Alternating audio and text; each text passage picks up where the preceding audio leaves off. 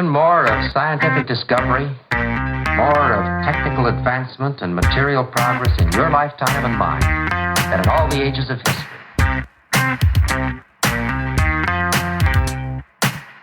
Hi everyone, and welcome to our second Roundup Live. It was so successful doing it live last month that I thought we'd do it again. So thank you for everyone who joined us last month, and thank you for everyone who's joining us this month. So you might be wondering, what is Roundup? So Roundup is an episode of the Recruiting Future podcast where we look back on all of the episodes that I published in the last month so we don't miss any of the great insights my guests are sharing. And also, it will give you the chance to find out a bit more about the interviews, and then you can dive in and listen to the full interview with the topics that you're really interested in.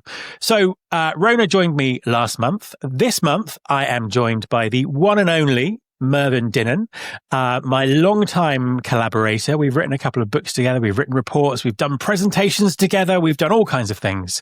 And Mervyn is very well respected in the space. He has 2 podcasts, and I'll just let him introduce himself a little bit and tell us about what he does.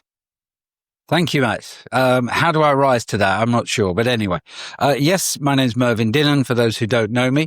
I'm, I suppose, an analyst, content creator, kind of researcher around the HR technology space.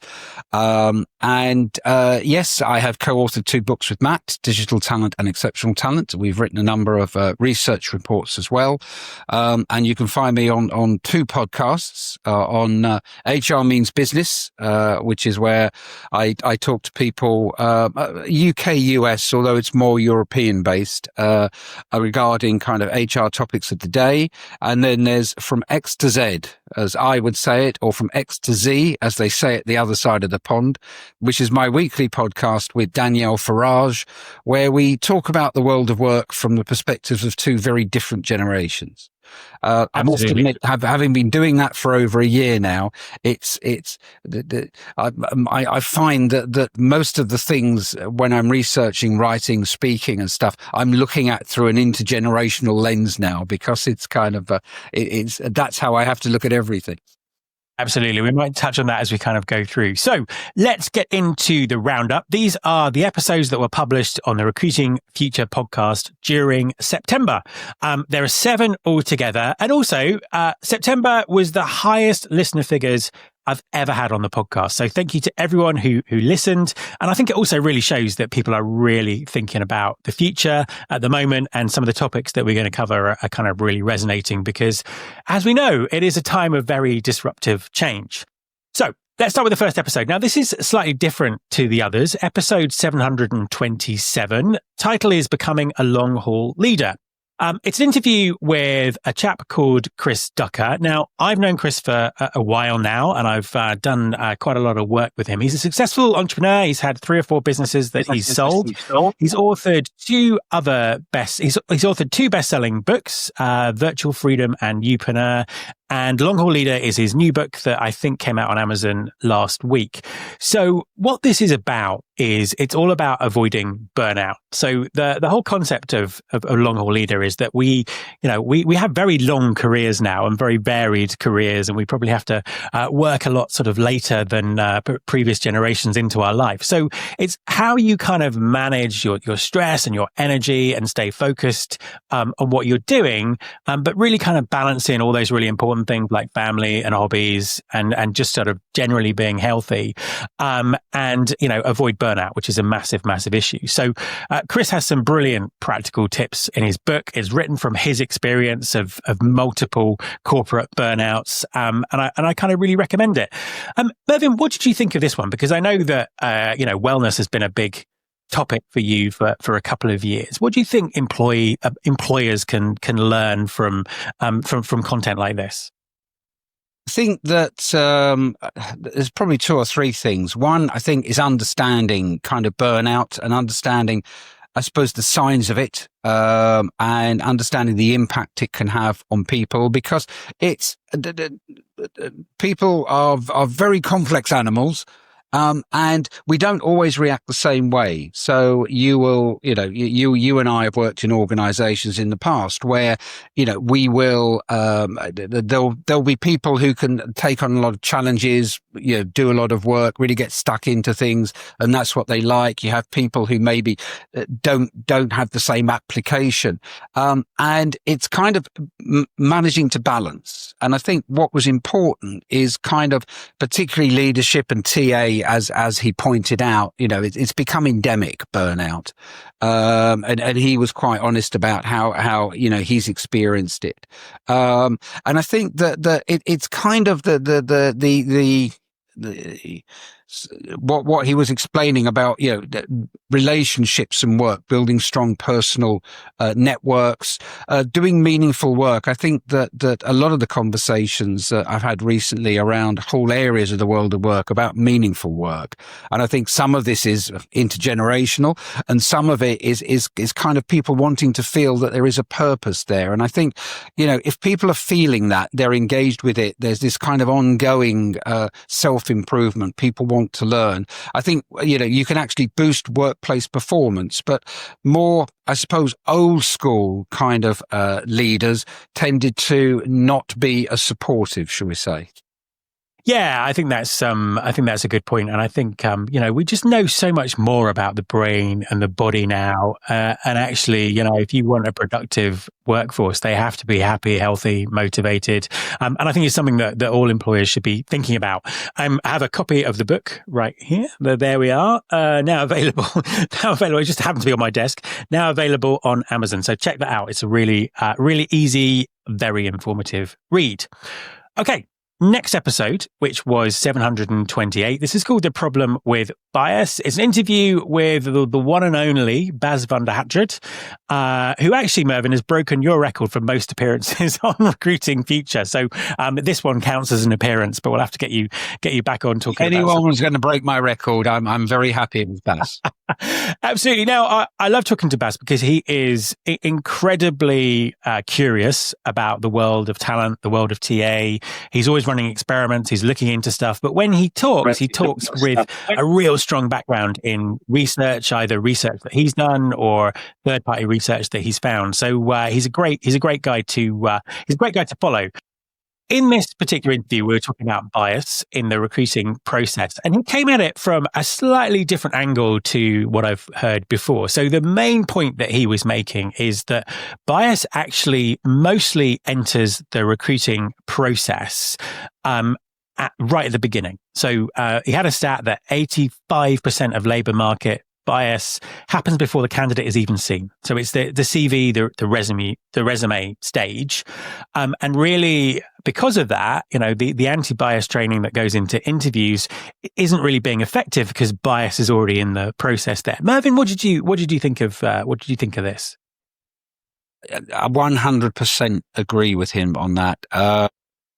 I had a number of years working in recruitment, both internal and obviously external as a recruitment consultant. Yeah, I can, the number of times that when you talk to, particularly as a recruitment consultant, you talk to a hiring manager at a client and you say, right, okay, Matt Alder, he works at Recruiting Future. So, oh, no. Yeah, we've seen people from Recruiting Future before. It never really works here. So, well, hold on a minute. I've spent some time with him. It's kind of this is what he's done. Yeah, but they don't work. So, the bias is unfortunately there. And people, are predisposed to, and he's right, scanning a CV. I mean, I won't bore the listeners with the hundreds of different things I've heard probably from somebody scanning a CV for 30 seconds. Like, oh no, we only say they're 2 years and 3 months. We like people who stay 2.5 to 3 years, anything, a name or something, it's kind of like, we've already got 4 people called John on the team. Yeah. I know that's very low level bias, but it is. It's totally. It's prejudging. Yeah. So when the interview actually happens, this is already there. So I think, I fully agree with Bas, and I've met him on a number of occasions, and I usually do agree with him because he's very, as you say, he's very thoughtful about what he does. Yeah, and he goes on in the interview to talk about, to basically say how useless CVs and resumes are in recruiting, which seems to be a bit of a theme on Recruiting Future at the moment. At least twice a month, I have a conversation where we're talking about that. Also, I would definitely listen to this interview because he comes up with one of the most outrageous examples of bias because of an ATS configuration I think I've ever heard. And I'm not going to say what it is because I want you to go and listen to it. But I've recounted this story to a few people and it's kind of an open-mouthed kind of response. So, definitely check it out because of that. And, Bass basically argues that we should be looking more at assessment, scientific assessment, moving that further up the funnel rather than the CVs. Is he right, Mervyn? Do you think that's the answer to this? I think so. I think that the world of work is changing so rapidly. Historical, and again, over my years in the recruitment sector, is this kind of reliance on historical performance and historical achievements, which, in some cases, you and I both come across people who've built careers based on, 15 years ago, they did something really good and everybody thinks they must be, they've got it in them to do it again. And it's a bit like if a football manager, a soccer manager is wants to sign a player because 5 seasons ago he had a great season. Every season since, when he hasn't done so well, it's like, well, yeah, but he had that great season, he's still putting in the effort. And it's just, unfortunately, bias is a natural human instinct. Yeah, and there's actually a football example in this interview where he was talking about the difference between, where you've worked and what that company's achieved and what you've actually done. And the football example was, I think it was a second choice goalkeeper that had played for, a team that had all these kind of honours, but he hadn't actually played for the whole season. So it had no part in it, but obviously the reflected glory of being part of that team. And it was just an interesting example. Okay, cool. Let's move on to the next one. Episode 730. No, that's wrong. Let's move on to the next one, which is episode 729, because we are continuing along a similar theme with bias. So this one is called Using AI Responsibly in TA. Huge topic. I was delighted to finally get an interview with Martin Redstone. If you've not come across him before, he's an expert on governance, compliance, and ethics in AI. Obviously, very timely at the moment.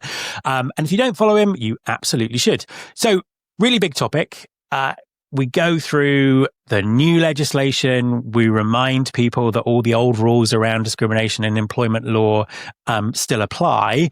And really the message here is about getting the kind of solid foundations and guide rails in place around AI, and also asking the vendors that you're using the right questions about compliance and transparency, because the risk to organizations here is huge, both from a regulatory perspective, but also from a bias and an ethics perspective. So huge topic, lots of really great practical information. Mervyn, what did you think of this one? Well, Martin really knows his stuff, and I think that this is important because anybody working within an organization that is looking to integrate more AI in their processes really, I think, needs to listen to this, flag it up to your directors or whoever's making the purchasing decision in your organization, particularly this kind of launching without guardrails, governance, risk, compliance, those kind of things. And he raises, obviously, using the LLMs to make decisions like candidate rankings and things like that. He makes the point LLMs are like text generators. You use them for something different. Keeping humans in the loop is important. That third party kind of, independent audits for things like bias and security is important as well, because it's, again, very easy to take the vendor's word for it. And, usually the person who has to sign off the purchase overall would have convinced themselves they were doing the right thing. So I think that it's important to question everything around it. Absolutely. I think, not all vendors are created equally here. There are ones who are putting a huge amount of time and investment into making sure that their systems are transparent and ethical and not biased.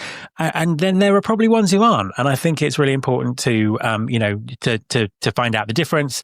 Ask the kind of questions that come up in this interview, because ultimately, under a lot of these regulations, the employer is liable, even if they didn't build the technology for the bias that it causes. So, big issue. Really important that people really get up to speed with this one.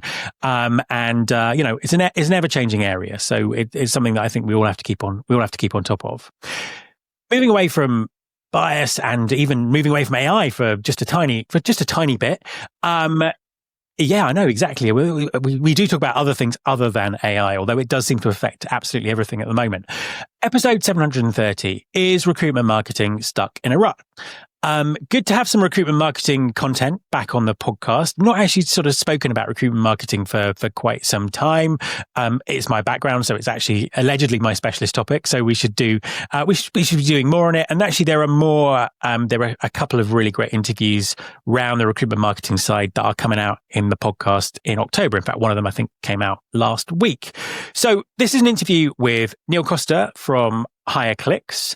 The key point that he's making here is that recruitment marketing, is it a bit stuck? At the kind of top end, we still see some interesting creative work, but for the majority of employers, are they just stuck and being over reliant on LinkedIn and Indeed? And we also talked about the importance of employer branding during tough economic times. If a company's not recruiting, it's still really important that they kind of build that awareness of their employer brand, because as soon as they want to recruit, they need to be ready to go. Mervyn, what did you pick out from this particular interview? I think that, again, one of the key points he makes is that people want real stories from real employees. They don't want kind of, generated things, from AI. They might be using that in their day-to-day work, but, if it's an organization they're thinking of joining and they're obviously going to make a commitment to, they want to know more about it. That, I suppose, what we would say the human side. What's the culture like? What are the people? What's the level of support like? Things like that. And I think that, he talks about, search behavior is shifting to, AI type answers and that few employers that have optimized jobs or content for discovery from AI. So I think that possibly because we're at a bit of a crossroads where AI is coming in a lot more, and possibly very quickly. People are, integrating or trying to integrate it before they probably fully understand what it is it's going to be able to do and the difference it will make to the business. And I think authenticity has always been important. The real stories from real people. So I think that, for recruitment marketing, as like many other areas of our industry, AI is changing everything. AI is making things very easy. It's very easy to say, feed it a load of information. Like, what are the 5 things I need to know? Funnily enough, I used to have a boss many years ago, and it would always say, if he had a meeting with a client or anything, he'd get 2 or 3 people together who had spoken to the client, say, look, what are the 3-4 things I need to know before I walk in? And that was the only prep he ever did, based on what we said, which could be anything. So I think that's the kind of way that we need to move. Yeah, and it's funny because I just said this episode wasn't about AI, but obviously AI runs all the way through it, which is just the way of things. The way of things at the moment. Eventually, it's going to just operate in the background, and we won't know what's going on, and we'll kind of stop talking about it. But it will be there. We operate in the background. Yeah, exactly. Interesting interview. We also geek out a little bit about the possibilities of personalization in recruitment marketing that AI can bring. And to me, I think that's a really big, mass personalization is such a really big topic moving forward. And I'm going to do some more kind of content on that in the coming weeks and months. Episode 731, Recruiting Top AI talent. Interview with Rebecca Hastings at Lucent Search. Really check out this episode because it's based on a report that she has published, which was based on her interviews with some of the top AI heads of AI, chief AI officers, some of the top AI people in a series of great sort of tech companies, and kind of really pulls out a few things around the human struggle to get AI talent into businesses. So it's a really interesting one. Mervyn, what did you make of it? The point you've just made. I mean, I think the first two kind of notes I had were kind of, AI leadership is restless. It was almost 2/3 of AI leaders plan to leave within a year. And they're frustrated. They don't have much autonomy. Penalty for loyalty as well. It's kind of, we've heard that historically. But also the 91%. I mean, that's huge. Say that hiring top AI talent is very hard, and it slows down the progress they could make. And of course, whenever I hear something like that over the years, particularly in recruitment, I say, well, how are you defining top AI talent? Are you looking for something that isn't there, or are you possibly assessing people in the wrong way? So I think that's important. What was interesting is that kind of, like 91% say, hiring top AI talent is very hard, and 87% are worried that once they've hired, they'll leave. Again, that is, if you're worried that they're going to leave very quickly after they join, you really need to fix something internally first.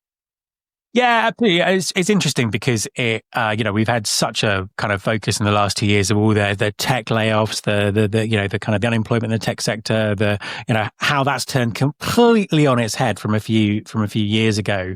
But actually, in sectors of tech, it's still the same. So I think a lot of the problems we're seeing here around AI professionals, we've seen with data science professionals, with mobile professionals, e-commerce professionals, it's kind of all through the last sort of 20 years or so.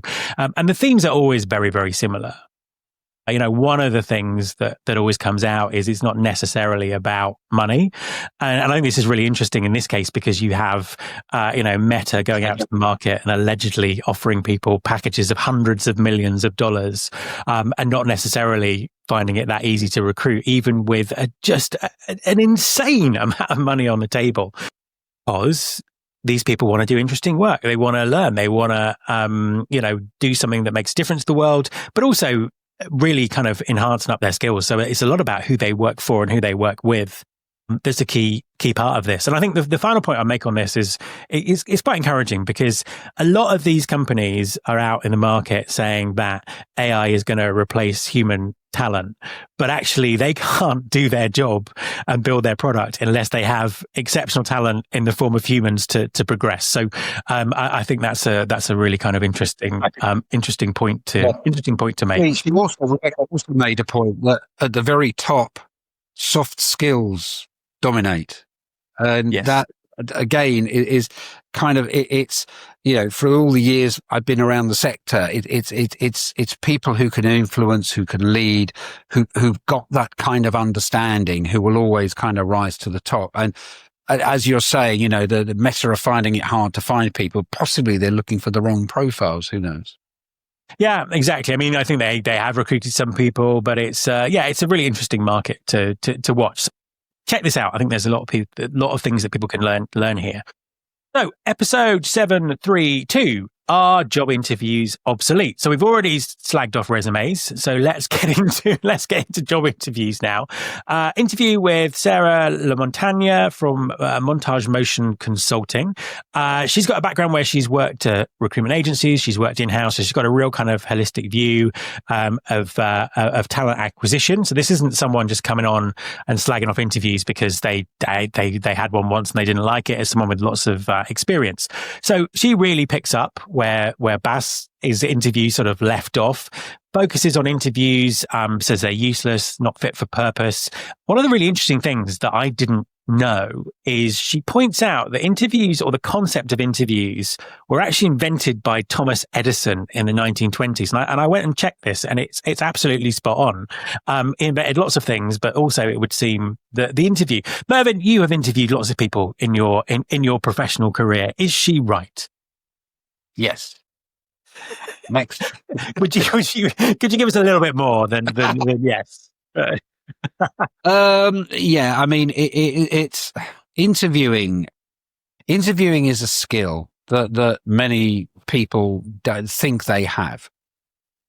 The very first lesson I ever had from my very first boss in recruitment was that an interview is a conversation with a purpose.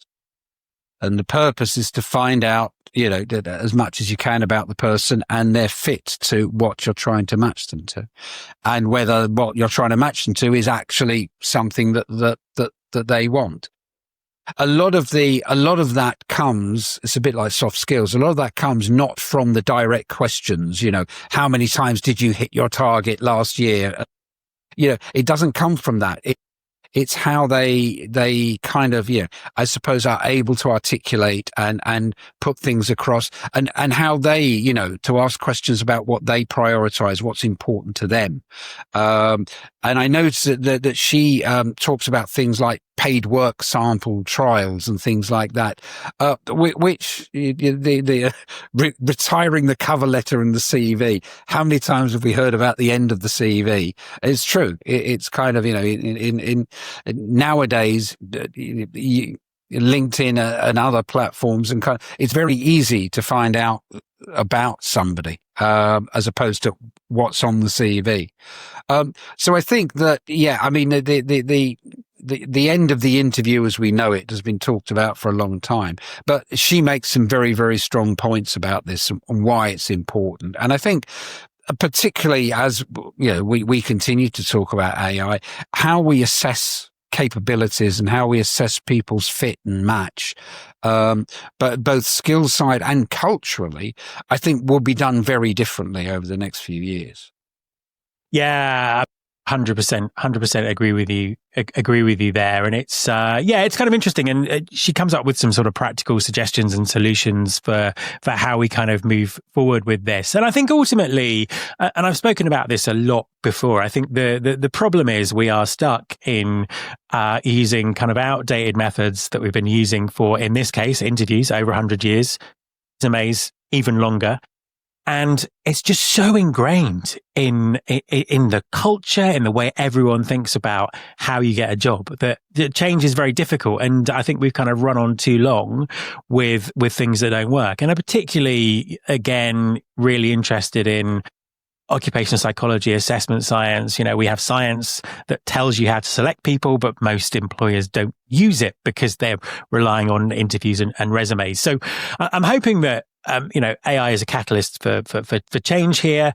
But I think it'll still take a while to sort of shift those habits and change that thinking. But let's continue this debate until we get somewhere. Did she say what Thomas Edison's first question was? No, and I because I have ADHD, so I just dive down rabbit holes on this. I was reading about Thomas Edison for about 3 hours. It wasn't that he did the first interview. He kind of came up with the concept of it, and then it's just a little bit kind of woolly after that. But he was like one of the most famous innovators who had ever lived, and at the time it was a really innovative concept. But then you have to think about the technology and the information that was available at the time is very different to what's available now. And I'm sure if Thomas Edison was here, he'd be inventing something else rather than doubling down on something that was over 100 years old. Tell me about your school. Yeah, let's talk about your CV that you've already sent and I've already read. So anyway, where did you go to university, etc., etc. Cool. On to the last episode, 733. These are two interviews I recorded at the HR Technology Conference 2 weeks ago. Mervyn, you were there.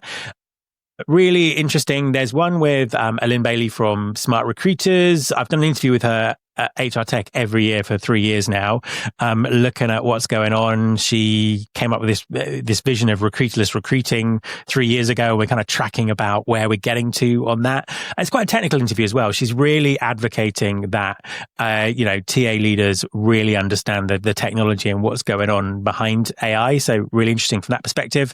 And also Daniel, CEO at Greenhouse, talking about the candidate experience, dealing with fake candidates, dealing with application volumes, and we talk a little bit about AI interviewing. Mervyn, to start with, just give us your kind of view of HR tech. What was it? What is it like? What were your sort of big takeaways from it? My big takeaway was this thing called AI that everybody talks about. No, it was interesting because they changed the format slightly.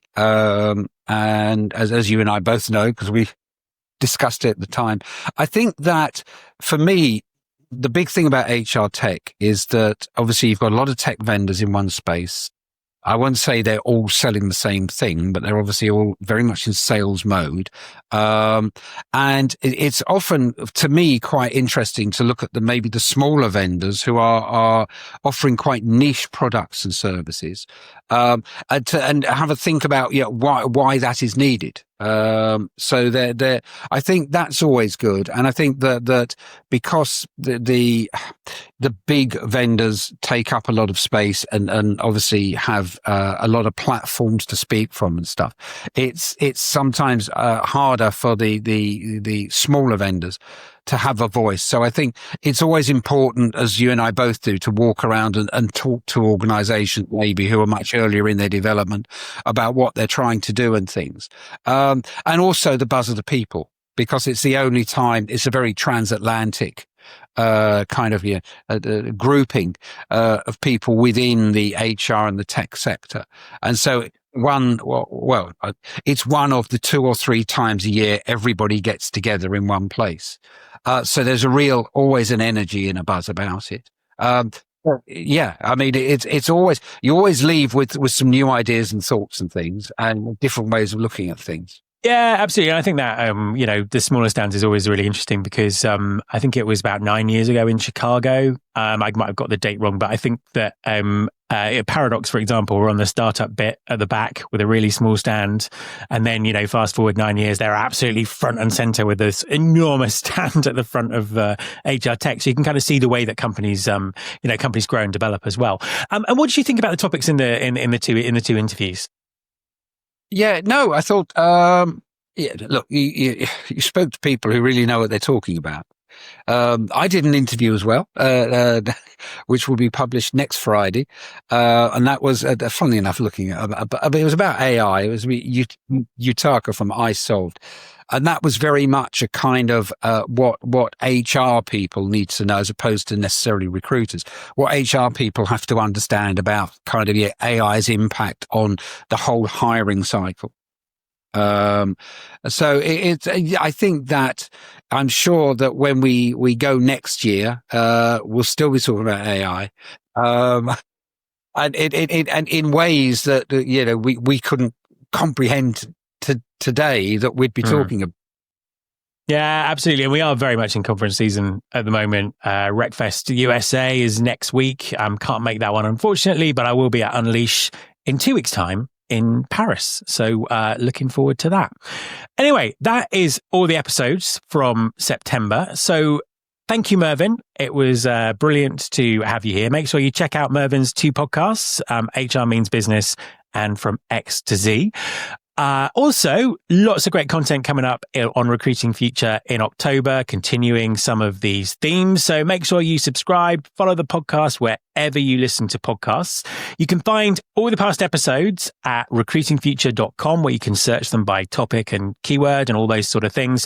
And also on that site, you can register for the weekly newsletter, Recruiting Future Feast, which comes out every Sunday.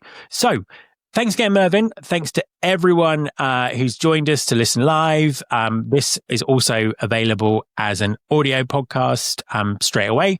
We'll be back next month, but make sure you listen to Recruiting Future, every week in the meantime. So thank you very much and speak to you soon.